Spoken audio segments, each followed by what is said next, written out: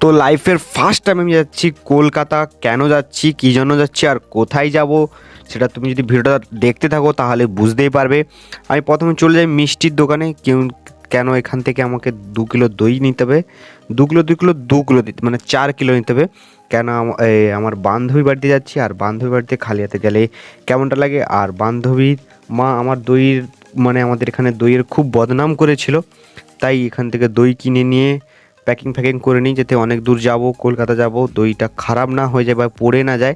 তাই ওখান থেকে বেরিয়ে গাড়ি ধরে মেদিনীপুর টু কলকাতা চলে যাই। আমার টাইম লেগেছিল 2 ঘন্টা 40 মিনিট। আর আমি গিয়ে প্রথমে আমরা দেখা করার কথা ছিল ইকো পার্কে, তো আমি ইকো পার্কে চলে যাই। 11টা বাজতে 15 মিনিট বাকি ছিল, আমি চলে গেছি ওখানে। ওখানে প্রায় মানে বসেছিলাম 40 মিনিট। 40 মিনিট দেরি করে আসছে, তো মাথাটা তো পুরো খারাপ হয়ে গেছিলো। কেন আমি কি সকাল থেকে কিছু খেয়ে যাইনি, প্রচুর খিদেও পেয়েছিল, আর কিছু বলতেও পারছিলাম না, কেন বান্ধবী হয়।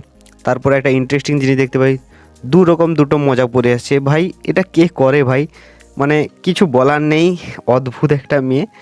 তারপরে কিছুক্ষণ ঘোরাঘুরির পর আমরা চলে যাই পার্কে। পার্কে আমাদের অনেক কিছু জিনিস দেখতে পাই, পাখি টাখি দেখতে পেয়েছিলাম, অনেকক্ষণ ঘুরেছিলাম ওখানে পার্কে। অনেকক্ষণ ঘোরাঘুরির পর ওই পাশের একটা দোকানে গিয়ে আমরা খেয়ে নিই, যেটা আমি ভিডিও করতে পারিনি কেন অনেক ভিড় ছিল বলে।